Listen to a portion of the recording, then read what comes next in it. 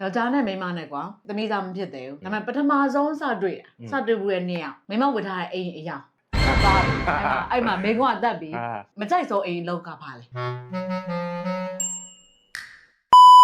စမတို့နှစ်ယောက်ကဒီနေ့ထိဆိုလို့ရှိရင် relationship တက်တန်းက7နှစ်နီးပါးရှိပြီပေါ့နော်အတိအကျပြောရမယ်ဆိုလို့ရှိရင်နော်10နှစ်နဲ့9လရှိသွားပြီပေါ့နော်အဲ့ဒီတော့အတွင်းမှာစမတို့တယောက်ကြောင်တယောက်ကိုဘယ်လောက်သိလဲပေါ့နော်ပြီးသွားရင်ဘယ်သူကပိုသိလဲဆိုတာဒီနေ့စမ်းသပ်မှာဖြစ်ပါတယ်ဘယ်လိုစမ်းသပ်မလဲဆိုတော့တယောက်ကိုမေခွန်း9ခုစီပြင်ဆင်ထားရပေါ့နော်သူလည်းမသိဘူးကိုလည်းမသိဘူး answer ပေါ့နော်မှန်တဲ့သူကတော့ဒီမှာစုအနေနဲ့ကတော့ဒီမှာစားစရာလေးပြင်ဆင်ထားတယ်အဲ့တော့စားမှာဖြစ်ပါတယ်မှားတဲ့သူကတော့မစားဘူးပေါ့နော်မှားတဲ့သူကတော့အငတ်နေဘယ်သူရင်စမယ်စမြက်ရင်စမယ်ဒီမှာဆိုတော့စမြက်ရင်စမယ်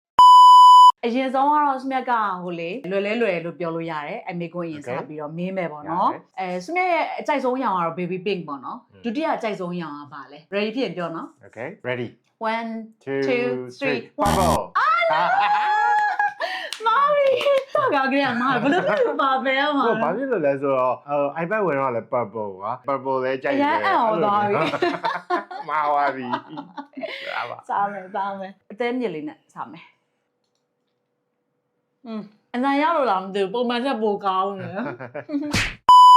အခုကတော့ယောက်ျားမေးလို့ရပြီသူကလွယ်တာလေးမေးမယ်ဆိုပြီးတော့လွယ်မလို့နဲ့ခတ်သွားရပါတော့ဆိုတော့ကိုကလည်းလွယ်မလို့နဲ့ခတ်တာလေးဒါပေမဲ့လည်း तू သိမယ်လို့ယောက်ျားရဲ့အကြိုက်ဆုံး color ဆိုလို့ရှိရင်တော့လွယ်တယ်ကွာ black ဆိုတာတော့သိရဟုတ်တယ်မလားယောက်ျားအကြိုက်ဆုံးကားအယောင်ကဘာဖြစ်မလဲပြလို့ရရလားခဏရေး ready ဖြစ်ပြီလား ready ဖြစ်ပြော okay 1 2 3 1ကျမပဲမှန်တယ်မှန်ပါတယ်ကျမပဲမှန်စားပါဒါကတော့အရင် obvious တော့ဖြစ်တယ်ပေါ့နော်စစချင်းမေးတာဆိုတော့အရင်ခတ်တာမမေးသေးဘူးကိုကတော့မခတ်တာတော့မှမှားတယ်ဆိုတော့ငါတင်ပါတယ် okayစမြက်ကအိမ်လုံးလောက်ရကြိုက်တယ်အိမ်လည်းတက်တက်ရှင်းနေရကြိုက်တယ်နော်အဲ့ဒီတည်းမှာစမြက်မကြိုက်ဆုံးအိမ်လောက်ကပါလေ okay 1 2 3မိမှုတိုက်တာကိုမမှန်ဘူးမိမှုတိုက်တာမကြိုက်ဘူးလေအိမ်မှာမိမှုတိုက်ရမယ်ဟာတော့အများကြီးပဲဒါမှလည်းပကံစည်းဖို့လေသူအများနဲ့ခြံသားရပဲစားပါမင်းပါပဲစားတော့ဒီတစ်ခါပါလေးစားမယ်အကျော်လေးစားမယ်ကွာငတ်တင်ပါတယ် sauce လေးနဲ့ကောင်းလားစီစဉ်ထားတဲ့အတိုင်းပဲမေးလိုက်ပါတော့မယ်အရန်ခက်တာကိုစဉ်းစားနေတာမစဉ်းစားတော့ဘူး။ဒါကြောင့်ညဘက်ဆိုလို့ရှိရင်အစားအများဆုံးအစားအစာကဘာဖြစ်မလဲစဉ်းစားနော် ready ဖြစ်ပြီလား ready ဖြစ်ပြီ okay လွယ်လေးနော်ဒါရပြီဖြစ်ပြီ1 2 3ခေါက်ဆက်ပြောတက်ကပိုတိနေပြီဒီလောက်ဆိုခဲ့ရပြောမယ်ဆိုလို့ရှိရင်တော့အစပိုင်းလေးကိုခတ်တာမျိုးတွေမမေးဘူးဆိုပြီးတော့ပြင်ဆင်တာအောင်ဒါပေမဲ့နောက်မေးခွန်းကစပြီးတော့ခတ်လိုက်တာတာအောင်ပေါ့ကဲစမြက်လက်စမြက်နဲ့ယောက်ျားနဲ့ကစကားများတာလို့စိတ်ဆိုးတာလို့ဆိုလို့ရှိရင်စမြက်ပို့ပြီးတော့အနွားရင်းဖြစ်စေတဲ့ယောက်ျားအပြုတ်မှုကဘာဖြစ်မလဲ ready okay 1 2 3နောက်ကစကားပြောမှန်သွားပြီတော့အခုမှပထမဆုံးစားမှာပေါ့နော်။ဘာလဲဆိုတော့လေစမက်တို့နှစ်ယောက်စကားများပြီဆိုရင်စမက်ကနိုင်ပါရေးပဲနေကျင်တယ်ပေါ့နော်။စကားဆက်မပြောကျင်တော့ဘူး။ပင်လဲပင်မန်းတယ်ဆိုတော့ကိုတချင်လေးပဲနားထောင်ပြီးပဲဖြစ်ဖြစ်အိမ်လုံးလုပ်ပြီးပဲဖြစ်ဖြစ်မသိကြအောင်စားအောင်လေကိုစိတ်ပြေအောင်လဲနေတယ်။အဲ့မျိုးဆိုတော့မရပဲနဲ့ဘယ်လိုလဲဆိုတော့စမက်ရေဘေးနာဘာလို့အဲ့လိုမျိုးလာပြီးတော့လေစမက်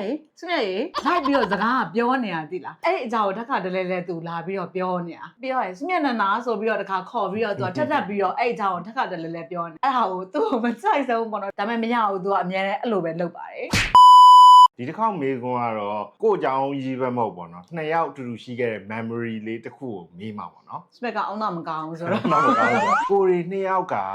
ရုပ်ရှင်တူတူကြည်တာကတော့ရတယ်ဒါပေမဲ့ရုပ်ရှင်ကိုပြီးတဲ့တိုင်အောင်ကြည်ခဲ့တဲ့ TV series တစ်ခုရှိ series တစ်ခု series เนาะတကားလည်းမဟုတ် TV series okay အဲ့ထဲမှာကွာ signature တစ်ခုပါတယ်ကွာအကောင့်တစ်ခုပါတယ်ကွာအဲ့အကောင့်ရဲ့နာမည်ကိုပြောလိုက်ရင်ဒါ okay ready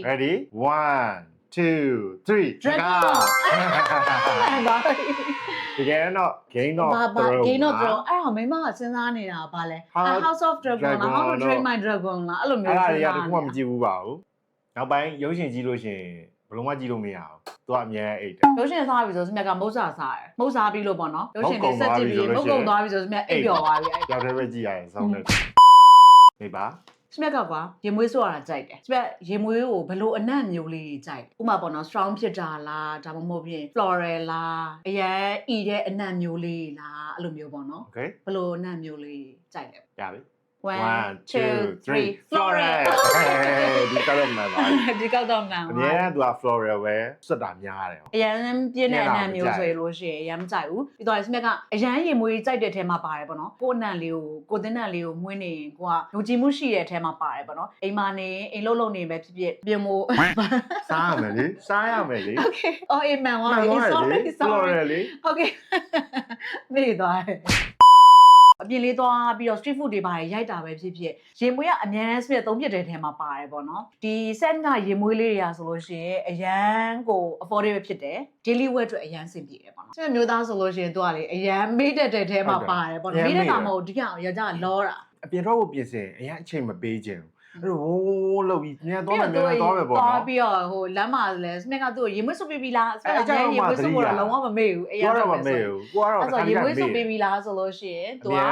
အမြဲတမ်းမေ့တယ်ပေါ့နော်အဲ့ဆိုတော့သူကဒီလိုမျိုး size အသေးလေးကို ဒီ size လဲစောင်းတယ်အဲ့ size လဲ ဒီ size လဲတောင်းစောင်းတယ်ဒီ size လဲစောင်းတယ်ဒါအဲ့ထဲမှာအမြဲတမ်းထည့်ထားတယ်ပေါ့နော်အပြင်ရောက်တော့ပါပဲ တင်ရောက်တော့မှရှိဆိုပြီးခံလိုက်တယ်ပြီးသူကဒီရေမွေးတွေကလည်းအမျိုးစုံရှိရယ်နော်ဒီအနက်မျိုးစုံရှိရယ် inspire by film ဆိုပေမဲ့သူက quality ကောင်းတဲ့ထဲမှာပါတယ်ပေါ့နားလေတော်တော်လေးကြာရှည်ခံတယ်အဲ့ဆိုတော့လေအများသုံးဖြစ်တဲ့ထဲမှာလည်းပါတယ်ပေါ့နော်အဲ့ဆိုတော့အခုလာမယ်ဆိုလို့ရှိရင် Valentine's Day လည်းရောက်တော့မယ်ဆိုတော့စစ်သူတွေပဲဖြစ်တကယ်ချင်းပဲဖြစ်ဖြစ်လက်ဆောင်ပေးမယ်ဆိုလို့ရှိရင်အရန်ကိုအဆင်ပြေပါတယ် ဒီတစ်ခေါက်ကယောက်ျားမရမှာ Okay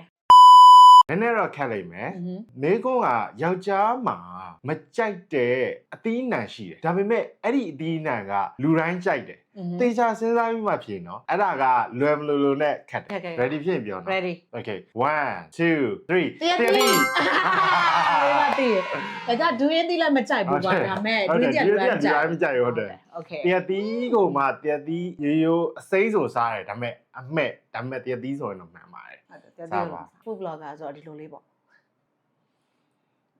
ရတာရှိရတာရှိ ရန်ကုန် မေးလို့ရပြီ okay ယောက်ျားနဲ့မိန်းမနဲ့ကွာသမီးသားမဖြစ်သေးဘူးဒါပေမဲ့ပထမဆုံးစတွေ့ဘူးရဲ့နေ့အောင်မိန်းမဝတ်ထားတဲ့အိမ်အရာအဲ့မှာမိန်းကအသက်ပြီး မှန်းလိုက်တော့မရတော့ဘူး 1 2 3အမြောင်ဟုတ်မှတ်မိတယ်ဂါဝင်နဲ့ဆိုတာမှတ်မိတယ်ဂါဝင်ကဖြူအောင်တယ် အောက်ပိုင်းကဘာလို့လဲမှတ်မိဘူးဒါပေမဲ့ကားလေးတော့မင်းမမှတ်မိဘူးဒါပေမဲ့အောက်ကအခန်းအိမ်ရောင်လည်းမမှတ်မိဘူးမိန်းမဒါပေမဲ့အပေါ်ဝစ်အိမ်ကြီးလေးကအနီရောင်ဆိုတာမှတ်မိအဲ့ချိန်ကမိန်းမအဲ့အိမ်ကိုကြိုက်ဆုံးပဲအဲ့ကြောင့်နေတိုင်းနီးပါဝစ်တယ် okay စားမယ် သူပြီးပဲစားနေတယ်ကိုယ့်ရဲ့နောက်ဆုံးမေးခွန်းဆိုတော့ အခက်ဆုံး ဆက်ဆုံးလို့လည်းပြောလို့မရဘူးဒါပေမဲ့မှားတော့မှားနိုင်တယ်ပေါ့နော်ယောက်ျားကအခုနောက်ပိုင်းမှာ shopping mall တွေရောက်တဲ့အခါကျလို့ရှိရင်ဘလို့အရာတွေရှိတဲ့ဆိုင်ကိုအရင်ဝင်လေးရှိ ခုနောက်ပိုင်းမှာ ဟုတ်တယ် အင်းတော့မဟုတ် နော်အခုနောက်ပိုင်းမှာ okay ခဏရင်နော် ready ဖြစ်ပြီလား ready 1 2 3 ကင်မရာဆိုင် မျိုးသမီးဝစ်စားဘာဖြစ်လို့လဲဆိုတော့အမြဲတမ်းလို့ shopping mall တွေသွားလို့ရှိရင်သူ့ကိစ္စပဲသွားတာများတယ်သူ့ကိုလိုက်ပြီးတော့အမြဲတမ်းကြည့်ပေးတယ်ဟုတ်တယ်နော်ဝယ်ပေးတယ်နော်အဲ့ဒါဟုတ်တယ်မလားဟုတ်တယ်မလားပါသွားပြီသူပါသွားပြီစားမယ်နော် စားပါအများကြီးစားလို့ရတယ်အကွာစပက်တို့2ယောက်တယောက်ကိုမေကွန်5ခုစီပြီးသွားပြီပေါ့နော်ဒီ17နှစ်နီးပါးတက်တဲ့အတွင်းမှာစပက်တို့2ယောက်ကတယောက်ကြောင်းတယောက်ပေါ့နော်ဘသူကပိုသိလဲဆိုတာကွန်မန့်မှာရေးပေးသွားပါဦးရှင့် အခုကြည့်နေတဲ့သူတွေမှာရောဒီလိုမျိုးချစ်သူရည်စားလင်မယားတွေဆိုလို့ရှိရင်ရောတယောက်ကြောင်းတယောက်ဘယ်လောက်သိကြပြီလဲဆိုတာလေးလဲစစ်ကြည့်ပေါ့နော်ဆိုတော့အားလုံးပဲအဆုံးထိကြည့်ပြီးလို့ကျေးဇူးများတင်ပါတယ် နောက်ဗီဒီယိုလေးမှာပြန်တွေ့ပါမယ်တတာ